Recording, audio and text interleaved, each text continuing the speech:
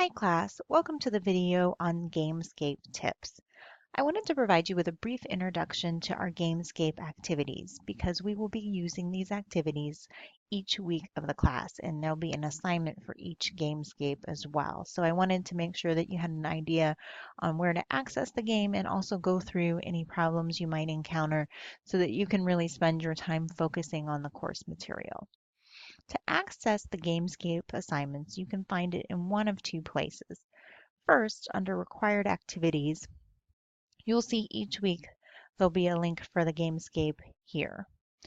In addition, there will also be a link under the assignment. So if we click on here, we'll notice that there are instructions on how to complete the Gamescape.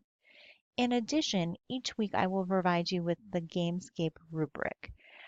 The rubric is not something that students need to fill in, but what it is what an instructor fills in when grading your assignment.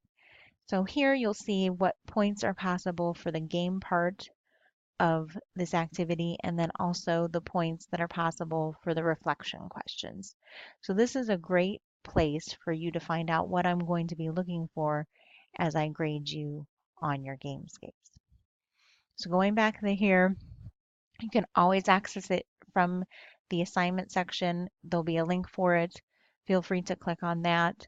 Again, you don't have to fill this out. This is something that I fill out as the instructor.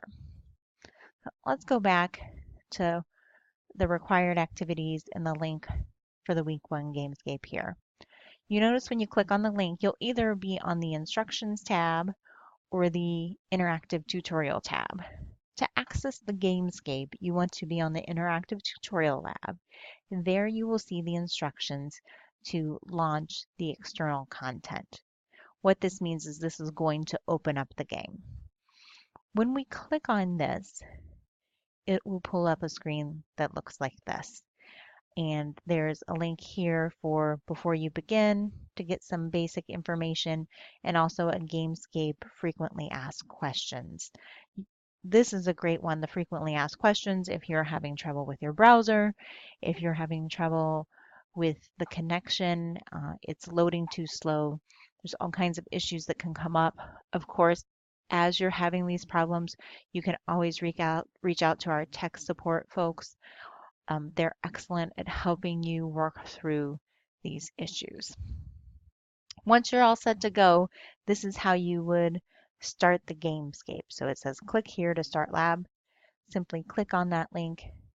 It will start to initialize the lab, and this can take some time depending on the speed of your internet connection, your browser, but it will pull up a window like this. So sometimes this takes a little bit of time.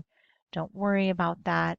Um, like I said, if you have issues with that, just contact tech support. Once you get into the game, the first screen you're going to see will look like this. And this is a puzzle that's created to get you to start looking at things in a different way. Each game will start with a puzzle except for the game in week 5.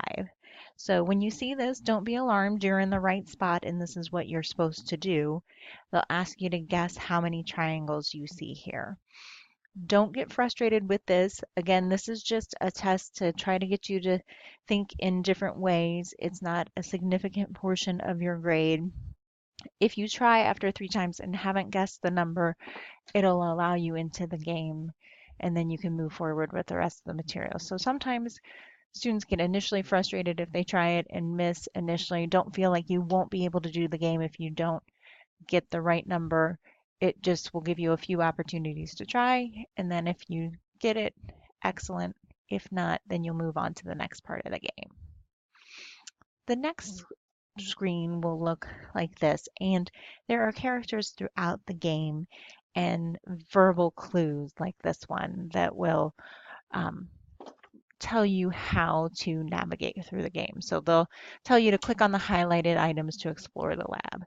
Sometimes students want to skip over this. I would recommend that you do this. There's a lot of key information that you can use that you'll find as you explore these items and notes. Each week there'll be something different. I always recommend that students take notes during the game. It'll help you not only with the game and other parts, but also within your discussion and even the assignments. So you explore the lab. There's notes and materials provided. Like I said, here is an example of one of the notes that's provided within the game. I like to take written notes, whether you like to type your notes or however is easiest for you, but there's a lot of key information in the games, just like in your reading. So you want to highlight and take down some of these definitions so that you can use them in the future. In addition, throughout the game, you're going to be asked to reflect on different parts of critical thinking here in the first Gamescape and then different questions throughout. The reflection section will be graded, so you want to take your time here. You'll notice that there's an approximate word count.